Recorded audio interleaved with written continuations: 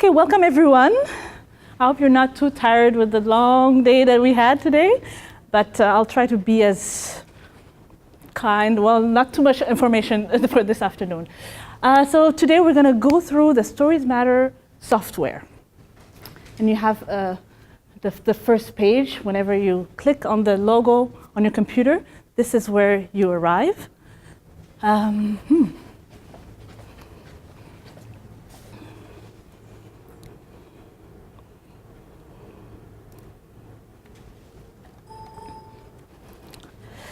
Okay, so the software Stories Matter was created at Concordia University at the Center for Oral History and Digital Storytelling. We talked about the Montreal Life Stories project that took place from 2005 to 2012 this morning. So I'll not go back into the details of the project, but this is one of the things that came out also from this amazing project. So Stories Matter, an open source software that you can download on your computer. We'll give you the link at the end of this presentation. So to start, so we'll walk you through the different layers, different levels that exist in this software.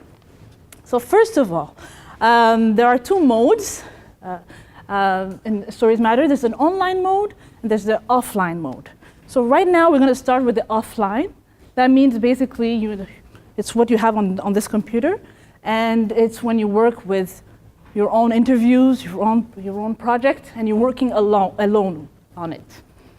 So manage personal or private interview collection. And the online mode is when you're working with other people on the same project. So then you have a place where you can all merge and collaborate on this same project. Let's say I'm working on some interviews. Once I'm done working on them, I upload it on a server, but in order to do that, you need a server. So we'll get to that a little bit later. But first, we're gonna say on the offline mode. So you don't need to enter no user, no password for now. I'll give it to you later on. Okay. So the offline mode. So Stories Matter has a layered structure which allows the user to engage with the database. So the first layer is the project layer. Oh, good. Okay. The project layer, so basically it's the first step. Huh? So you just give the name, a name to your project. So this is the first step.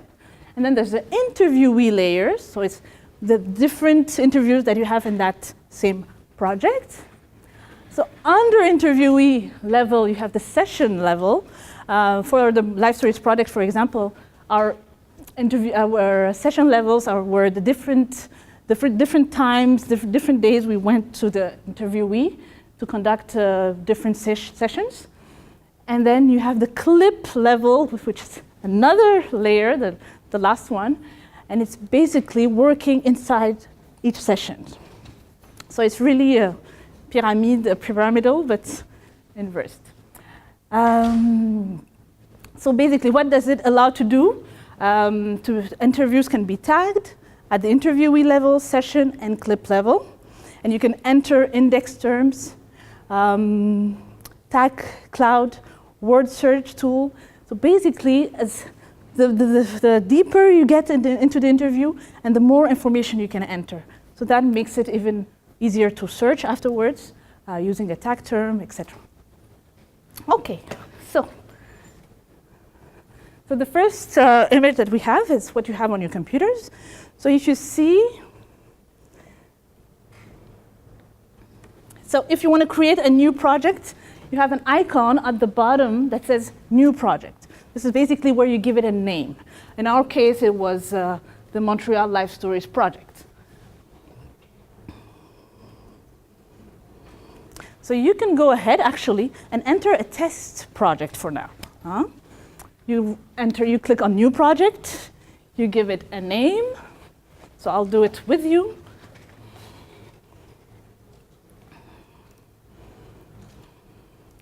So I can say Project 1, for example. A short description of the project. So Life Stories, conducted oral history project in Haiti, for example. and then a longer one. So we'll see the difference between the short and the long one. The short description, it's going to appear on the starting page of Stories Matter. So you'll see it right away. So when you click on the logo, you'll have the short description that will appear. So it's going to stay there. The longer description will appear on the right-hand side of the project lists. So also, and you can also upload a project image. So if there's an image that symbolizes or logo of the project, this is where you upload it as well. So this is basically the first step when you enter into the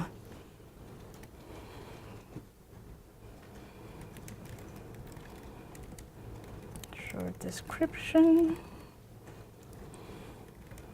This is a long description. So I don't have a picture right now, and then you can save the project. And this is what you have. You should have on the left side, project 1, so the name of your project. In the middle, you have the short description. And when you click on the short description, here, you have the longer description on your right side. So you have the different layers, even visually, you can see it. If you wanted to create 2 projects, let's say, you're ambitious, you're working on 2 projects at the same time, this is where you create a new project at the bottom. You can edit it. Let's say you want to change and add more information. You can always go back. It's not a one-time thing. If you want to delete it because, well, you're not using it, you're done. Or you can also duplicate it. So you have different options just at the project level. Okay, so once this is the first step, project level, then we have to enter interviews into that project. So this is when you get to the second layer, the interviewee layer. So to create a new interviewee, you have to do the exact same step, interviewee name, interviewee description, and an interviewee image. If you have a photo of the person, this is where you upload it. So we'll do it together. So I'll double click on project. So once I double click on project 1, this is where they tell me, okay, so enter your interviewees into the project. So this is where I go and I click new interviewee. And you see that already project 1 it's entered on the scroll, on the list. So this is where I enter my interviewee's name, interviewee 1. This is the interviewee 1 description.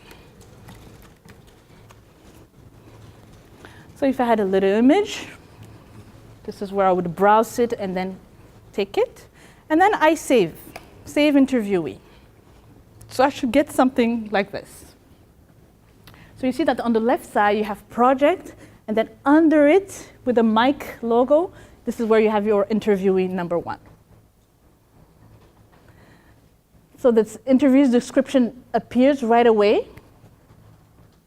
And on the right side, you still have that long description that we entered in the beginning of the project. So you always have everything visually, well organized.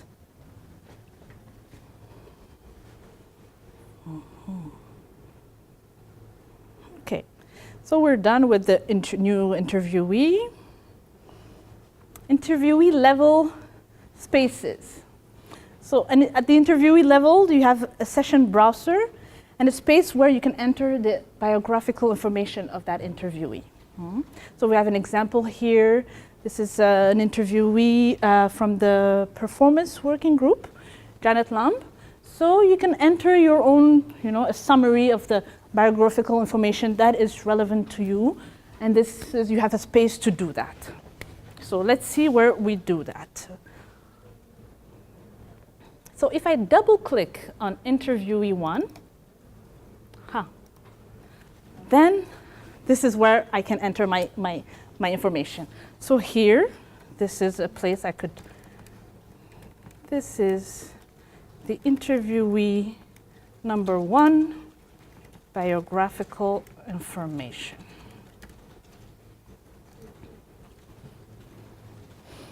You also have another space if you need to. Interviewee notes. If on top of the biographical information there are other notes that you think are relevant and you would like to write them down, you have a space to do that. These are the interviewee number 1 notes.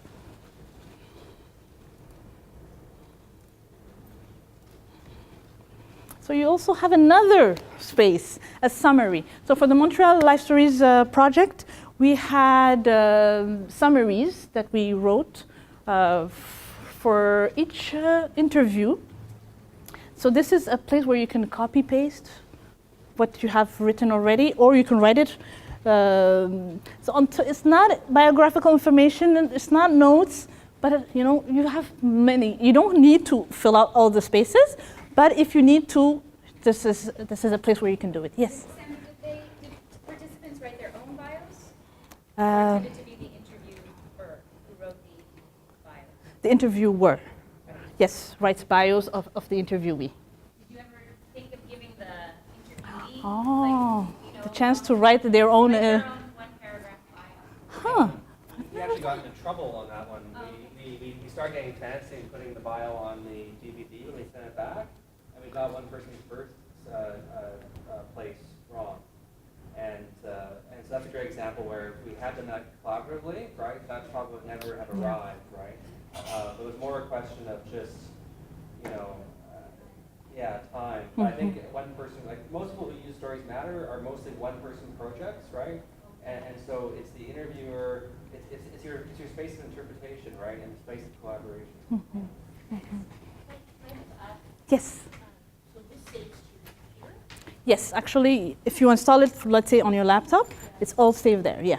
As soon as you open the software, you can enter everything and it's saved automatically. And then if you were to use an online version, is that saved on the server? Yes, actually, yeah, we'll get back to that in detail, yeah. But, yeah, it's all saved. Yes. Oh, sorry, I'm sorry. I forget I have it. Okay, I'll take it slow. Okay, so you have a space for the summary, comma-separated tags. We're talking about the tag clouds and all the keywords that you'd like to eventually research or use for analyze. So this is where you can enter, So if you have comma-separated tags about the interviewee, you can enter them there, but then you can also enter it in the session and in the clip. So we'll repeat that over and over. Reflection. So this is another space also where you can, you can add information.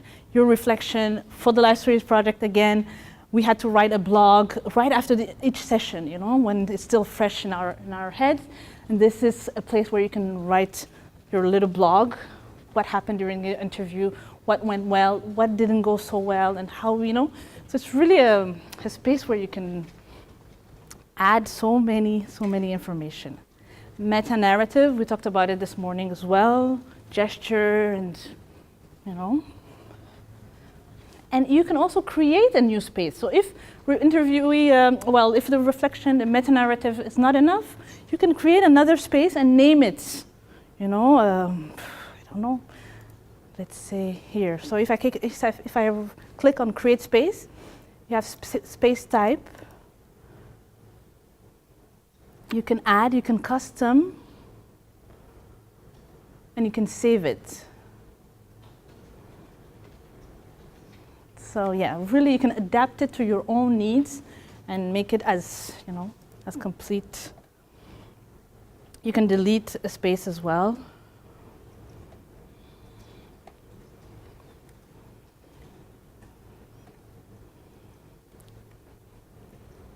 So yes, pretty much what we said.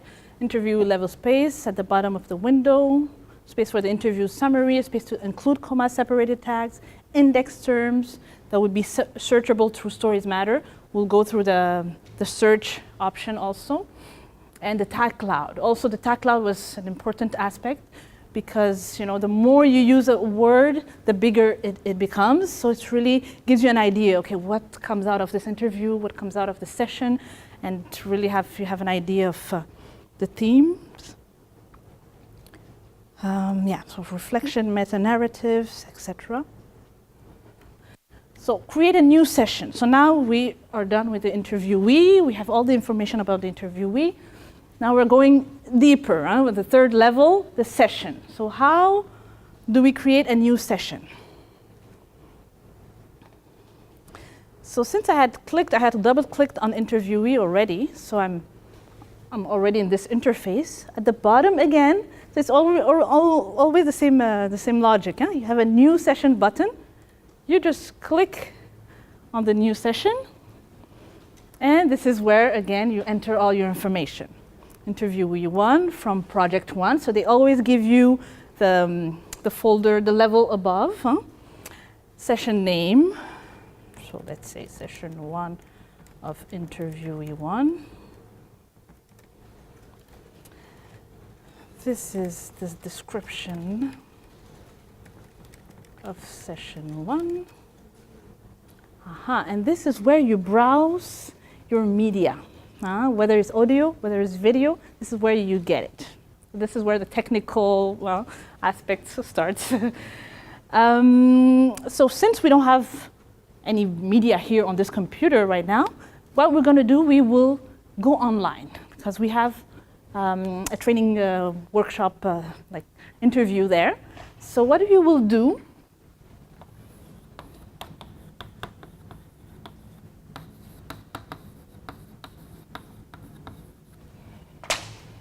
and then you can see a real interview happening.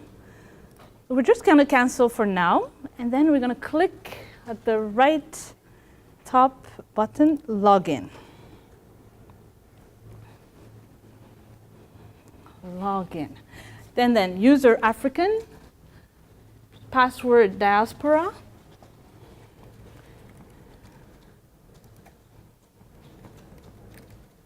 And you have the server. So this is the Concordia server. So we can use this for this workshop. And then you can have an idea also of what is the online, offline, the difference. So storytelling.concordia.ca/database. Do we log in as a guest? No, just log in. Yeah. And you should have a welcoming. So for this training, we just gave you access to 2 projects. One of them being the Life Stories project, but the Rwandan working group, because I was mainly involved in this working group. And the second one is an interview that we use for training workshops, and it's with one of our interviewees from the Holocaust working group, Liselott Avery. And yes, so this will help us see, okay, at least you'll have an interview. Okay, so if I click, so again, in the project section, you have 2 projects. These are the 2 projects we have. And you can see them here with the description, a shorter description, and the longer description is on the right side. So if I click on Stories Matter Training Workshop, if I double click, I get to the interviewee level. So this is Liselott Avery. And you have a description. Liselott Avery is an elderly Jewish woman from Bohemia in the Czech Republic. In this session, so we have a description of what happens in this session. So we already had the tag clouds, but we'll get to that. If I wanted to create a new interviewee, so on top of Liselott have another one, I would add new interviewee here. But for now, we're just going to focus on Liselott and see and go through the different layers. So I'm going to double click on Liselott Avery's interview. And I have Liselott Avery session 1. So we were in the sessions before. So in this session, Lizlet narrates her life story, beginning with her childhood in a small village, etc. So we have our description. If we wanted to have another session with Lizlet, we would create a new session at the bottom, and then it's just going to appear there. But when I click on the session, this is where I have my media. So we already uploaded it. So we double click on the project, and then the interviewee, the session, and then we get to this. So we're just going to listen to the first, let's say, 15 seconds.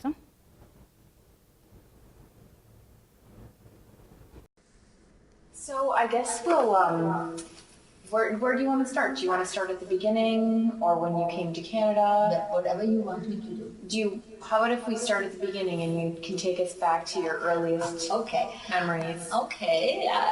The kids always say that when I speak about my little village that they know that I liked it very much, the way I say it. Yes. Well, I was born in a little village in Bohemia. It was part at that time of Czechoslovakia. Now it's called the Czech Republic. There were about 80 houses and 300 people.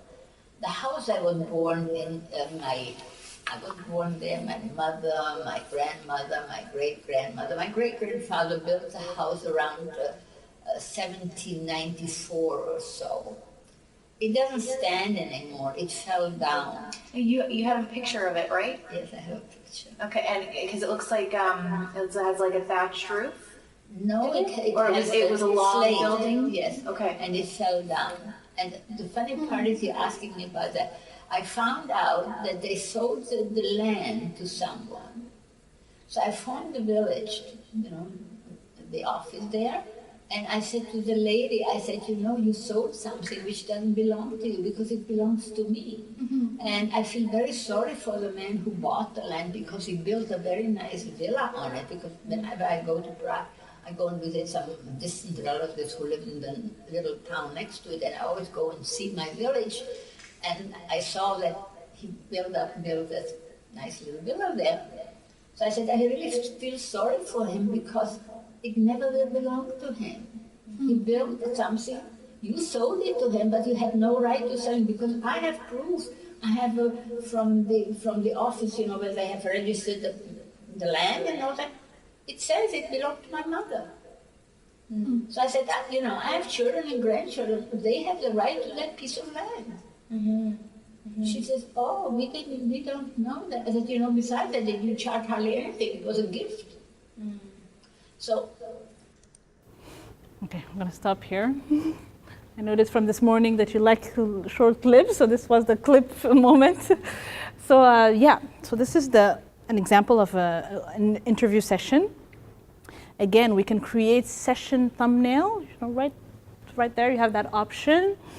We can duplicate this session, edit the session, delete it, or create clips in this session. So again, many different options. But here you notice that there's no interviewee biographical information, so it hasn't been entered. But there are session notes. For each clip, clip 1, she talks about the village life. Clip 2, a story about Rokitsani. So they already worked on this interview. They did some clips. We have a total, I think, of 6 clips. You see them here. And I'll just show you how to enter those clips. But for this session, we already have a summary. Again, this is the space where they enter the summary of the session in total. The location, Montreal. We have a Google Maps button, but this is the next phase also of Stories Matter. We want to be able to Google it and geolocalize it. And yeah, so this is going to be the date of the session. So this is where it should be entered. Language, original medium, AVI. Oh, about the medium. So for audio, it's MP3 that are used in Stories Matter. For video, it's FLV that we use. That's compatible with this software. People who interview with the AVI, who use AVI format, the software does the conversion itself. It takes some time, you have to be patient, but it works. So this is something that we were able to solve with this comma-separated tags, so Jewish, Czech Republic, Education Working Group. Oh yes, she was in the Education Working Group and not the Holocaust Working Group, yeah. Education Working Group, female, docent, elderly. So these are the different tag terms that we used. And we had a list also of tag terms, so that we don't just use any. So, but the challenge was how many, well, because depending on the working group, it was not the same words that were used. So each working group had a list of tag terms that came. Yeah, so we have a core list that was project-wide. So you're mapping commonality, and then we had specific tag terms for each working group. Therefore, you're able to deal with difference between the historical and geographic, right? And are these terms, I repeat that. how do they relate to metadata from like records for libraries and that sort of thing? This is Dublin core. It is Dublin yeah, core. but these are just tag terms, right? Mm-hmm. Dublin core deals with being able to export, right? And being able to then export and move the data elsewhere. Mm-hmm. So I was asked to repeat what I just said. Okay, so we had a list for the project overall. We had a list of tag terms that we selected, and for each working group, they also had their own list that was specific to the working group. So we were able to work with both lists. Okay, so we saw how to create the new session editor. This is where we enter our media. So you have a window that looks like this when you enter a media. This is where you go and select the video clip or the audio clip that you would like to use. MP3, FLV, like I mentioned. AVI files, it's converted. Yes? And why MP3 as opposed to WAV files? Is it size? Or? I don't know if it's the size, but I think we had some waves, and for some reason it didn't work, so we opted for MP3s, yeah, and most of our, and it's more common, I think, than wave MP3s. All the time, but it only deals with certain, that's one of the issues, right? Is getting the audio or video into the system, and that's one of the gridlocks, right? Because people are recording all kinds of different file formats. And so if you know your technological choice, for those who are using Storage Matter, it makes sense to know what the file format is in advance, and therefore record.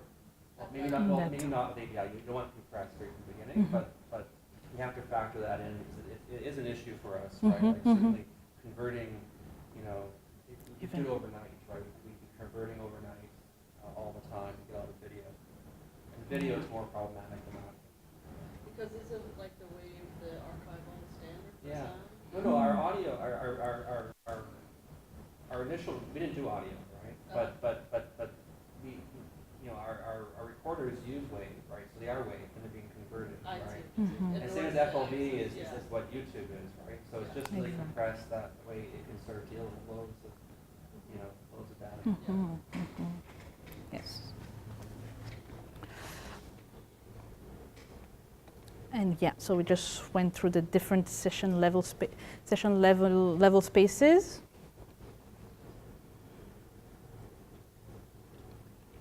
Session notes, interviewee and interviewer. So this is where we enter also the information about who interviewed, who was interviewed, any reflection, meta-narrative. Again, we saw that in the interview level, but the session level, you have even more spaces.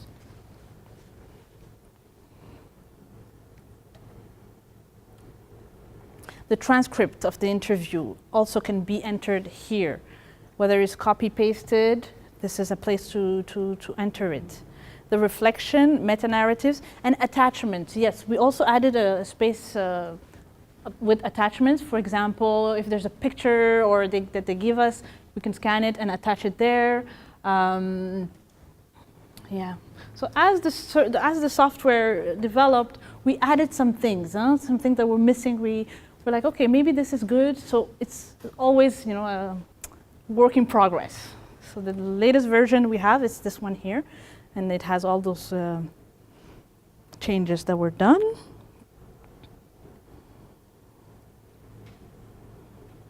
So creating a clip. So where this is even more precise, more. So once we have our session, like for example the listlet session, we can create clips. So what we will do a test. So we already have 6 clips that were created. And basically, to create a clip, it's really to go through the interview and choose that part that you're interested in. And in order to do that, you have those 2 buttons. It's the in and the out of the clip. So you can go through the interview. Let's say you can scroll, you can go. And let's say, oh, this is where my clip should start. So I'll put the in button here. And I say, okay, I want just a short clip. So I stop it here and I put the out button. So this is my clip. I have the in and out, and there's the button at the bottom here, create clip. So when I click on it, I already have my start time and my end time because I did it manually. And I give it a name. So clip, so we have 6, so I'm going to say clip 7. Description of clip 7. And again, I have all my tag terms. This is where I can enter it. If I can also enter the in and out manually, if I know exactly, where to start, I can enter it here, just to be more precise. So you really have those 2 options. And then when I put save clip, it should be added at the bottom. Let's see. I have even more. So I have my clip and somebody else's clip that I see here testing. This is good. So that means you're following. Perfect. So yeah. So this is a way of, don't worry, at the end I'll delete. So it's all good. First test, so I can create as many clips as possible. So one session can have 10, can have 20, can have, depending on what you're focusing on. I can delete the clip, I can edit it, so change if I need to change. I create a clip thumbnail again, like they did actually in the list. Of the first clips have it. We have the logo. So when you don't have images, you have the old logo, the Stories Matters logo by default. So yeah. Again, reflection, meta-narrative. So if I click on, let's see. If I double click on clip 7, because this is the one I created, I think. Clip 7. If I play it, this is going to be the one I cut, let's see. I can add my reflection here, meta-narrative. Yeah. So we're getting even more and more precise in our clip name, clip description, start time. Tag cloud. So all this time we've entered in an interviewee session, we enter tag terms. Interviewee level, session level, clip level. So at the end we have a tag cloud that looks like this. So every time we enter the comma separated tags, they find themselves here in this section. And if we want to watch the tag clouds, so it should be right next to the clip. So for Liz Lod, we had many clips. If we go on tag clouds, you have this list. And you see that some words are really written in very small, and some are really, really big letters. For example, displacement. You see that displacement has been used much more than public remembering, for example, which is really tiny. So yeah, so you see that all the tag term that we were talking about, whether it's an overall project or specific to each working group. I see Tutsi, so I imagine it's the Rwandan working group. And yeah, so it's all here. So if I click on, let's say I click on displacement. So I have, so it searches the database and it gives you all the places where displacement has been used. So at project level, no results. That means displacement was not used at the first level, because the first level is this title, the project title. Huh? Interviewee level, just only names, so or a description. It hasn't been used there. But then it's at the session level that it has been used. So. Oscar de Gasana, I did an interview with my father, so he mentioned it at some point. So many Rwandan interviews. Well, since we don't have the other working groups, so we're limited with what we have here in this stage. So the clip level also, we have a lot of displacement. Or you see that displacement has a slash too. Huh? So it's displacement slash déplacement. So even the slash, he tells you where the slash has been used in the project. So it's really precise. Déplacement here. So basically it helps you locate where it has been used. And you also have the option to filter.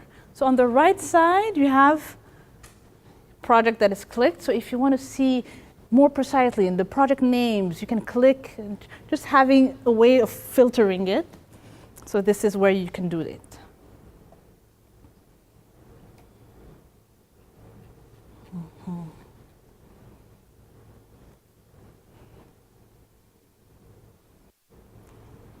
Yes. Childhood memories, souvenirs d'enfance, same thing. So our project was bilingual. This is why all the TAC terms are bilingual, but you can always adapt it. Making a playlist. Now that we have all those different clips of different sessions, let's say when we find ourselves with 10 interviews, for example, you can do a playlist of different clips from different interviews. Well, so this is a way of, let's say if you're working on a specific theme, whether it's exile, or you can have a playlist called Exile, for example, and then you can find all the different clips that are talking about it. So we'll see how to do a playlist. So we have to go back to the home, so the project. And right next to project, you have a button called playlist. So here for Lizelot, I think we have a playlist called Village Life. So I'm just going to click on it. And the playlist could be found. Please edit clips. Okay. But we have clips. So we have all the clips from Lizelot. And then we have a timeline. This is where basically I'm going to put all my clips one after the other. And it has to do with village life. So I'll look. For this case, we have only one interview. But we can do it with many interviews as well. So the first step is to press on the plus button. That allows you to have the first container where you're going to put your first clip. So as soon as I press plus, I have this container that appears. And let's say I want to do a playlist of all the different clips that we created here today. So, and it tells you exactly what to do. I put my mouse on the container, say click this container and select a clip from the list. So I'm just going to click on the container once, and I'm going to select my clip. So this would be the first clip of my playlist. If I want another one, I'll press the plus button and I'll do the same thing. Click once and I'll go and look for somebody created clip.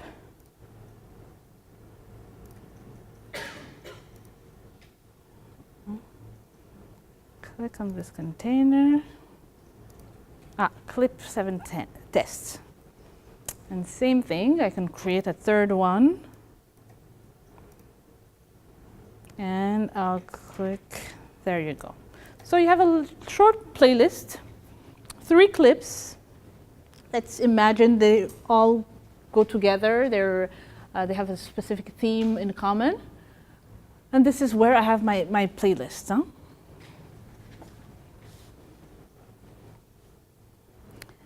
I can save it. Well, I can clear it, but I can save it. So let's say I want to save this 3 clips. Oh, it has been saved already. Wow. Okay. I can edit it. Let's say, oh, I forgot one. I would like to add one more. This is where I could do it. Or I could delete it and say, okay. But when I play the button here, it's going to play the clips one after the other. I think there's a half a second between, but it plays it like a continuous way. Start at the beginning or when you came to Canada. So it's really the beginning of the clip. Okay. So we have clips.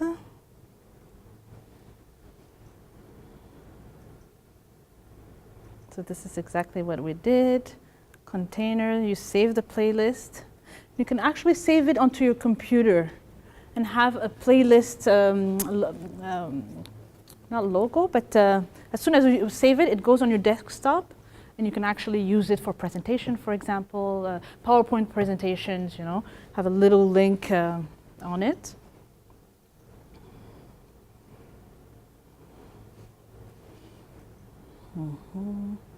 Exactly. So for PC users, they have the option, Mac doesn't have it, of exporting a clip or playlist to their desktop for easy integration to PowerPoint. To do so, users should select the desired clip from the clip list by clicking on it once, and then select Export Clip. So we'll see the export options that are on Stories Matter. And a folder called Stories Matter will be created on the desktop, and within it will be the clip or the playlist in AVI format. So this is where you have that option, Export Clip. This is again another option that we added afterwards. In the beginning, there was no way to export it, but then we're like, oh, we should use it. It should be useful for presentations, and again, you can duplicate a project, duplicate an interviewee, duplicate a session, or a clip. So this also is new. It was not there at the beginning, but it's all something that apparently people thought would be useful. Huh? And you can rename the session. So if you duplicate it, you'll give it a new name, whether it's test1/copy or interview1 copy, etc. Yes. Not for Mac users. Yeah. No, the exporting. The exporting is only PCs. Yeah. So this would be maybe the next version. Yeah. Added at one point the maximum new version, but kick this off. Yeah.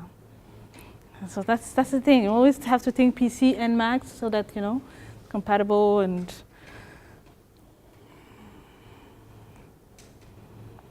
Relocating an interviewee, a session, or a clip. This also is a new feature that we added.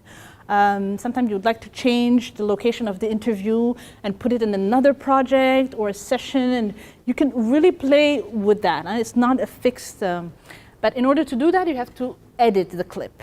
And when you edit it, you have the option to change the project in which it's going to appear.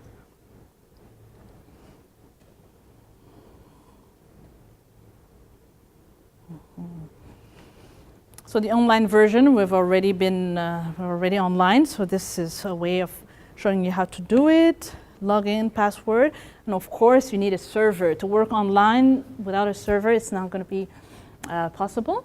But as long as you work on your own project, you don't need to be online. It's really pretty. You can work with your own interviews. But as soon as you're working with someone else, I was telling Claire, for example, she wants to work with her colleague and work on interviews. Her colleagues work on another interview, and they can merge it on a server and have everything at the same location. Okay, so the merge tool I was talking about.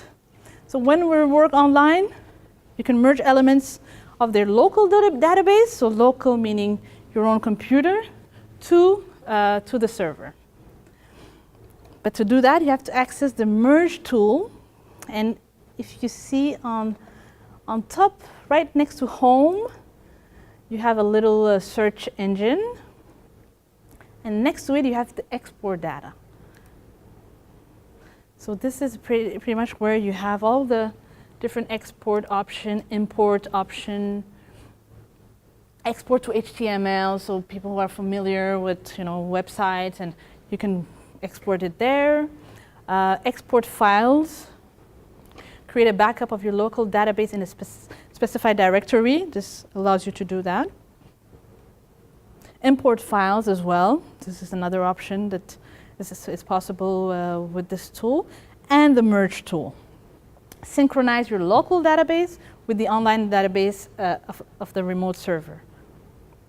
So let's say if I click on merge tool, so I have a window that looks like this.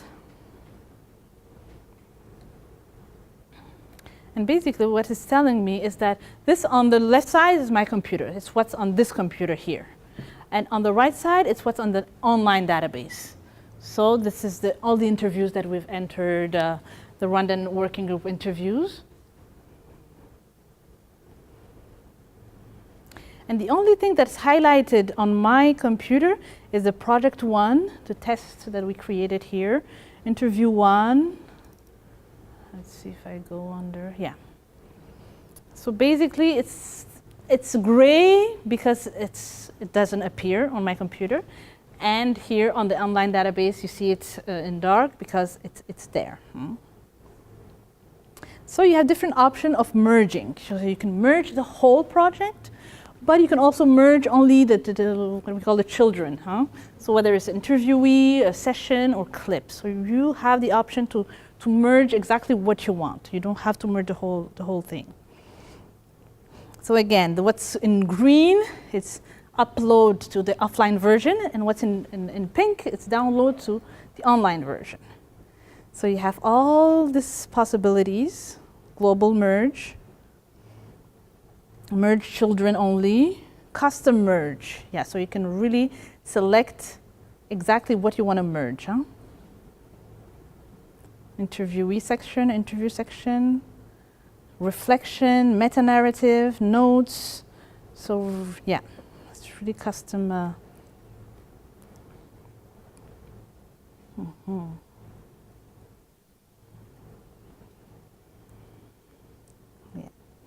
Merging online and offline database again.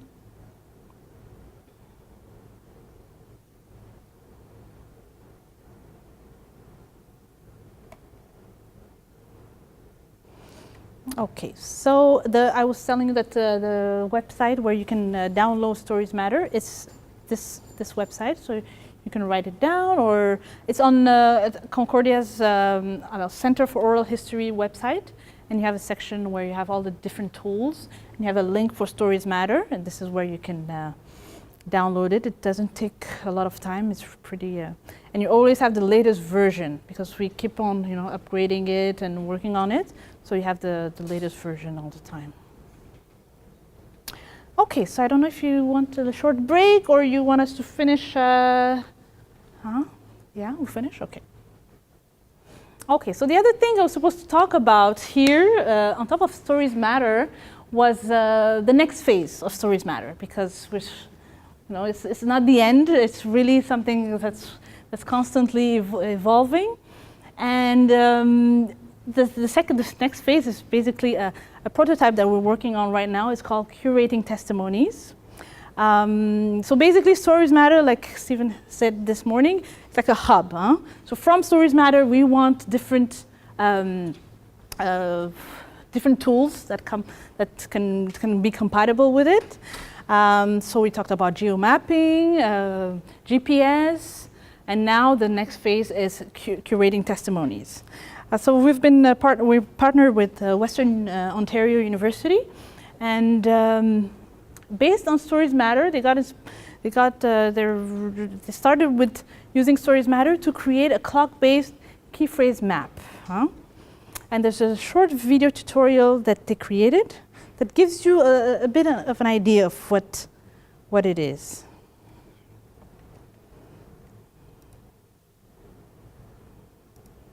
I'm going to refresh it. The clock-based key phrase map contains 3 parts. You can select your entities on the left panel. And the clock-based key phrase map is in the middle. You can zoom in, out, pan the map. The list on the right-hand panel contains all the key phrases extracted by computer algorithms. The color labeled, which means they're from different sources like text, summaries, reflection. You can select different entities, interview sessions, and the clock will be updated accordingly.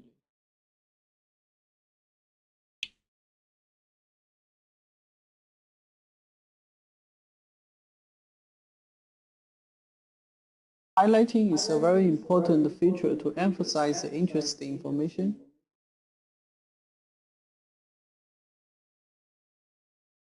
You can move your mouse over interview session and all its key phrases will be highlighted. Likewise, you can move your mouse over key phrases node on the map and all the interview sessions that contains these key phrases will be highlighted. Also, if you have certain key phrases in mind, you can choose it on the key phrase list on the map, and the selected key phrases will be highlighted on the map.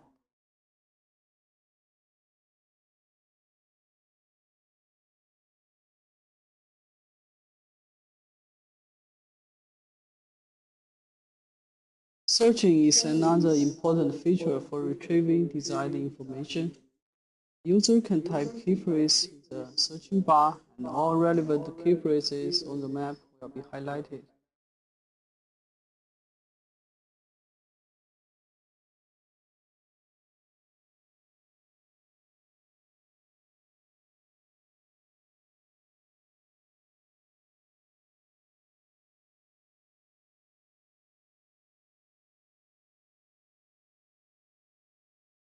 You can also navigate to the context or details of a specific key phrase.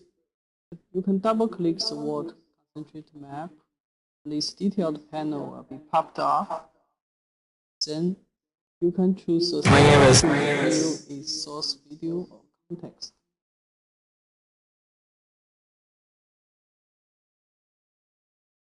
User can also annotate the key phrase in node. Annotation is shared within the Stories Matter research groups.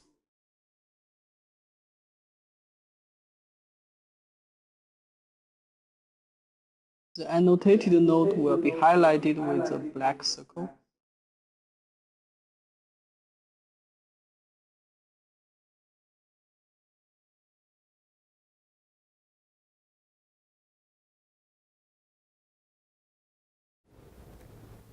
Okay. So that gives us a little bit of an idea of what curating testimonies look like, will look like. And you can see that it looks, even the interface looks a lot like Stories Matter. So really they got their inspiration from there. And they said, okay, how can we make it even more visual and make it more interactive? So basically it's create different pathways into oral history interviews so that people can engage with it in various ways. So basically curating testimonies, so what it is, a visualization tool. So it combines text mining and human tagging approaches to identify and present similarities among interview content. It allows the researchers also to play the interview section that is related to an identified topic. It enables the researcher to annotate the interviews and share their annotation within the research community.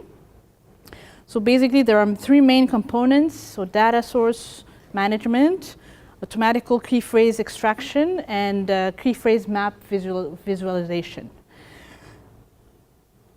So the nodes localization, so we had the little dots that are really basically essential in this tool. So each visual entity on the clock acts like an anchor point determining the position of all the nodes. And the main functionalities, like they said in the clip, highlighting, so basically making the most important themes be highlighted. Zooming and panning, again, you can really play with this. And the structure, the clock-based helps you to do that. Filtering and reconfiguring, so you can really select which interviews you'd like to see on the clock. You don't have to use all of them. And basically you can, adapt it, and context navigation and collaborative annotation and feedback. So again, this is, even it pushes the limit of Stories Matter and makes it even more user-friendly and collaborative. So how do we visualize this tool for the Rwandan community? Because in the Life Stories project, we conducted about 85 interviews during those 5 years. And so we want to keep working on that. We don't want this to end after the project and then that's it. So this tool will help us, for example, for our commemoration activities, because every year in April we have many events related to the commemoration. So this platform can be a place where we can gather all the information, all the interviews, all the conference clips, because we videotape everything. But again, all the videotapes, all the material stays at the documentation center. We mentioned that we have a documentation center now. So people don't really have access to it. So this tool can help us, really centralize everything. So conferences, for example, we had one this year for the 20th commemoration, and we have many videos from that. We can enter it there and have, like, for example, the main project would be Commemoration, and under that we can have conferences, we can have, so we have vigils, marches, so we can take pictures of that and enter it there also. We did a first collaboration with other survivor community, so the Armenian community, the Cambodian community, the Jewish community. We work together on various projects. So every footage that we have, we could put it there under a specific section. In April, the radio station, TVs, and newspaper contact us to talk about the commemoration. We can store all those interviews and articles there, We're planning on creating an interactive, interactive monument to pay tribute to the victims of the genocide. So this also could be, we want people to give us names and pictures of people who passed away during the genocide, and find a way to have an interaction. For example, if I go on that website, I can also add another person that I know from that region that passed away during and make connections, among the victims. We can have interview clips where people talk about the victims, and so it's another way to pay tribute, basically. So this is our next big project. Educational tools, especially for the youth. So the youth tend to, they come to the commemoration, but not as much as we would like them to come. So we think all those, technological tools can make them come and maybe use that on their phones and other applications. So so this is a timeline that we created in one of our activities in 2010, can also be stored there. And finally, a thematic book that we wanted to create out of the Montreal Life Stories project. So we have so many projects that we can't do all, but the next step would be to have a book, like a thematic book. So all the themes can be also used, we can choose the theme based on that tool. So if we see that there's a theme that comes in many interviews, we can say, okay, this theme has to be in the book, and we can start from there. So the possibilities are tremendous, are many, and so this is where we're heading, and I hope we'll do some of the things that we want to do. Yeah, that's it. That's all.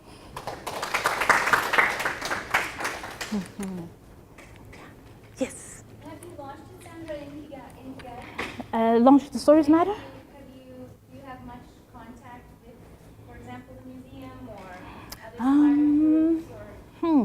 we contacted two organizations, the CNLG, I don't know, Commission Nationale for Lutte contre le Génocide.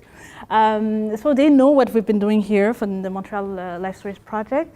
They actually gave us a lot of interviews and films and DVDs from their collection to the Documentation Center. So we're in contact, but we haven't been working together yet. So I hope in the future.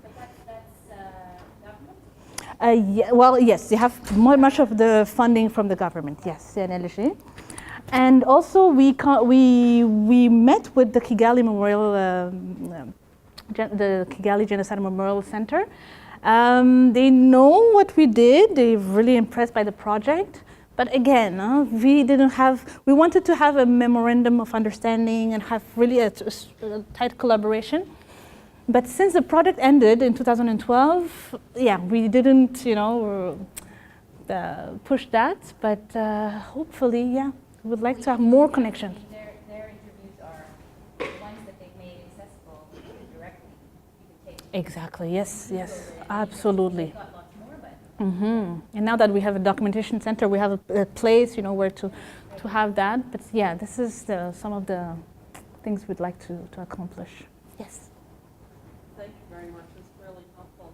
I'd heard about the software, but I hadn't actually seen it. So it's really great. Good. I'm wondering, could you talk about, or maybe just speak into how does this system similar to or different from the one that Claire was talking about that's being developed at the University of Kentucky? I missed your presentation. Sorry, I was here, but I can say that I knew it with the Stories Matter is that OMS is about connecting very directly a moment in the interview and a moment in the transcript, and making you, allowing you to move through both at the same time. And so as you read the transcript, you can continually bring the audio up to date. So sort of having them be separate, and then you moving through each of them either exclusively or each of them separately. And so it's really trying to create a medium, a platform where they're inextricable from each other. And that I didn't see that. I think what Stories Matter is doing that is like a different kind of capability. Like the OMS, as far as I understand, it can't do anything but do the easy clip producing stuff. So I think they do. It's both like they do different things. I think that the U.S. project is very much for keyword search, right? So you're basically using the transcript as your search engine too. And so you'll be able to then it's tethering the two, but it's also allowing you to then find things, right? Whereas here, it's not transcription driven maybe, although we do tether the transcription, like the parts of the transcription to the clip, so you can find the clips the same way that you do with the other one. But this is sort of more using tag terms, and this is a research. I guess maybe this is a research tool, right? And even like this is not right now. It's you have to download the software. You can't just go online, right? I think we're looking at another version which would have a web application version of Stories Matter. Because in a way, this is really built for researchers, right? I can't see, or for communities who are really who are really using it, deeply, right? I don't see a lot of people who are just browsing the internet, really, confronted by that. Where do you go? What do you do? And I think what's also interesting is the clipping is really important because it's also mapping the narrative. And so, we clip basically everything's clipped, right? So today we just took anything, but normally you clip the entire interview. There's no interview space that's not clipped, right? And so you're basically identifying either the story shifts or the question and answer, whatever interpretive way you want to do it. And so you're creating a mapping, and so you can then see like how, for question and answer is great. So you can say, oh wow, there's lots of questions, like short answers at the beginning, it gets longer afterwards. It's trust built, or maybe it's the opposite if you're a Holocaust survivor.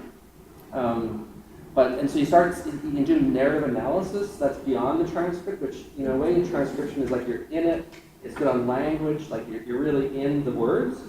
Whereas I find when my students, they have a transcribed interview, they have a database interview, it's like rolling back a bit, and you're sort of seeing things different, you're listening differently, right?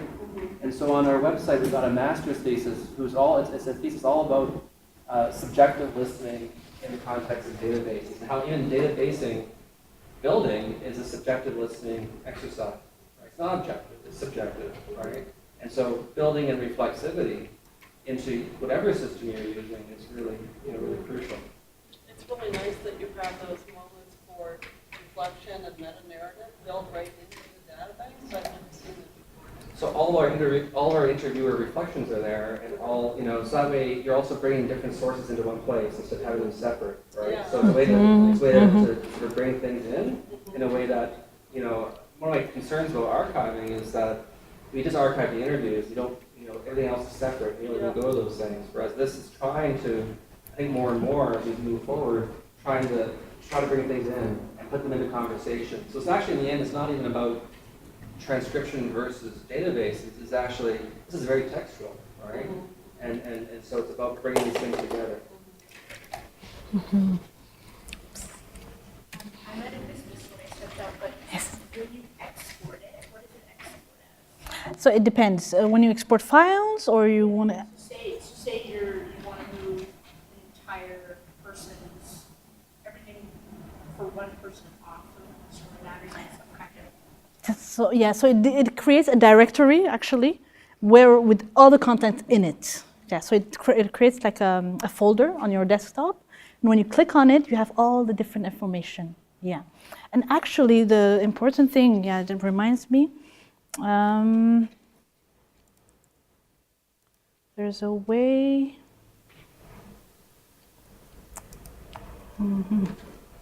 Okay, I want to close it. Are you sure you're gonna? Yes. Okay. Okay, now it's not responding.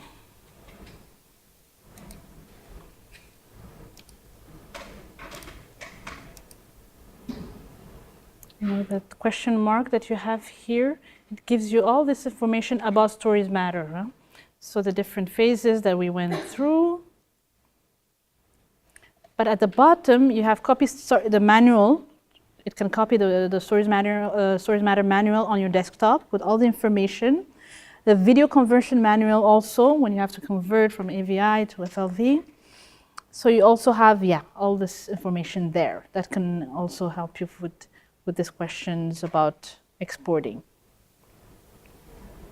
Maybe to show them the user preferences, like it's in English, Spanish, French, and Dutch. Yes. But also, when you organize it, it's big issues of access, right? Who gets access? Who can do what, right? You don't want everyone to be able to delete projects, right?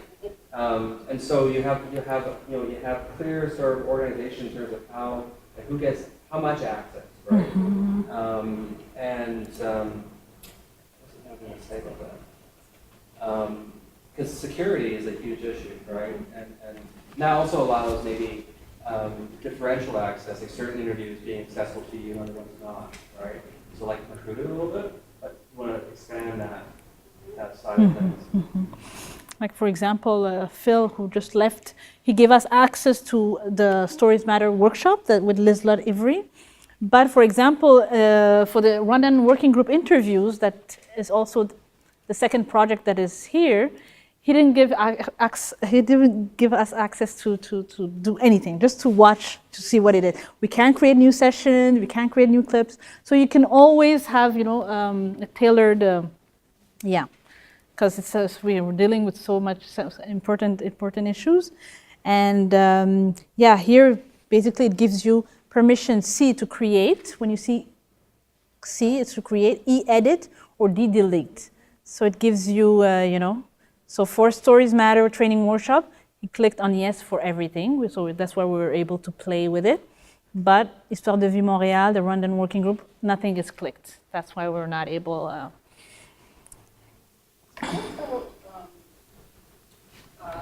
The ways in which this software dovetails with or doesn't some of these kind of online access exhibition in a box kind of platforms like Omeka, or even the more complicated ones like Fedora and Islandora.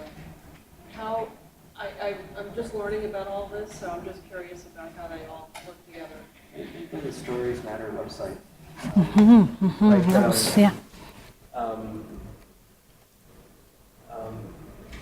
I think, again, they're all coming from different places, right? Either different disciplines or for different purposes, right? Whether it's library, cataloging, sort of coming almost like top down, and so trying to get down into the, into the micro, right? Beyond just identifying the objects. And then in a way, this is working upwards, right? Yep. Which is, it's great for, say, a grad student working with people listening on a select number of interviews. But a library, a big library, this is not that useful, I don't think, as it stands, right? So certainly in terms of who's adopting it, who's been adopting it for the last 5 or 6 years, it's mainly sort of small projects, grad students, projects up to about, I don't know, 500 or 600 hours of recording, I'd say the maximum. And anything bigger, people go for probably library or content DM kinds of, or But they can't do this. no, I know. This is the thing. But they're not thinking in terms of a research project, I don't think, right? And anyways, but on this website, you've got a variety of tutorials, you've got a variety of publications. So we have 2 articles that were published on our process, so thinking about our choices and so on. Yeah. We had an article published in Digital Studies and an article published in Forum. We blogged, when we developed the software, we blogged every 2 weeks. So we had oral historians in bed with the programmer.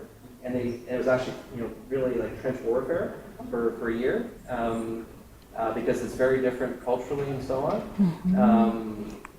But again, software is hard because, will stories matter be around in 5 years? Who knows, right? Well, so that's the thing, and all these projects that you're describing, where are they being archived long term, unless they're talking to the librarian? So that's the part of it that because I could do this for my project, but 10 years from now, when my research agenda's moved on to something else, I don't want this to language. I guess I'm worried about sustainability issues. Okay. I think that's true of almost any software, right now. And proprietary software promises you stability. Like the funding sort of formula attached to it.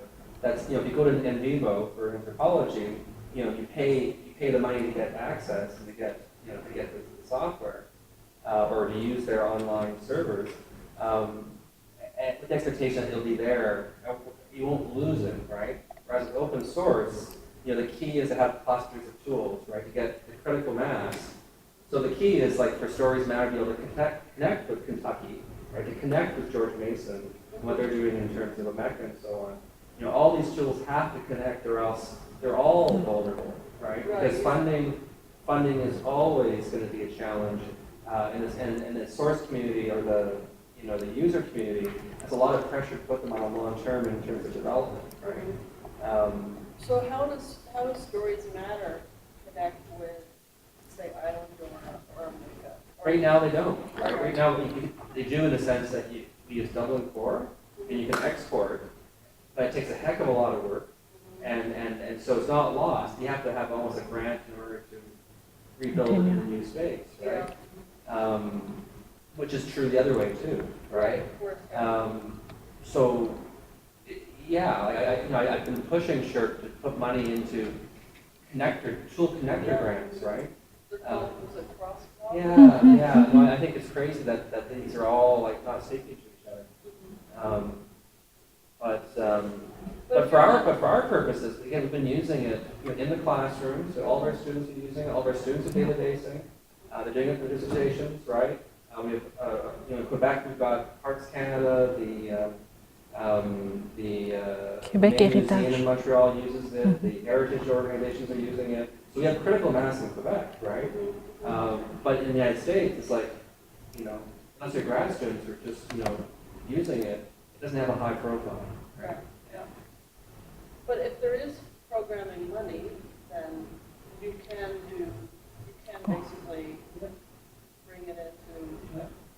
So we have a grant from like a group of researchers at Dawson College. These are like junior college. They're using it in their classrooms too, and they want to add some features to actually have collaborative, make it more of a teaching tool, right? And so they got a grant in order to add these features. So because it's open source, go crazy, right? And that's the same. We're working with Lehigh University in Pennsylvania, and they're library people, and they're really interested in the web application.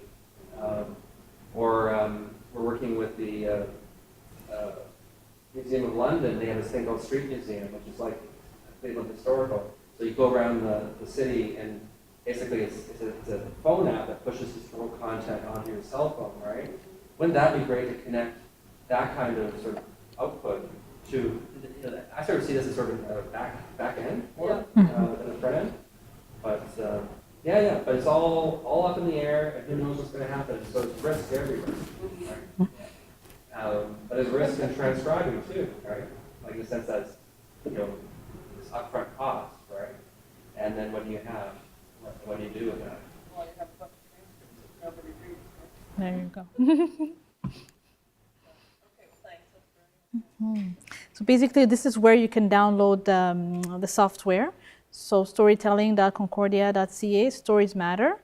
And then you have on the right side, download. And then this is where you install it on your computer. You have this install now button. And then it's, pretty fast. And But the server is harder. Like you want to put it onto your own server, you need like real tech support. yeah, for sure. This is our server. We can't support your server. Yeah. Any more questions? Yes. You're welcome. Thank you.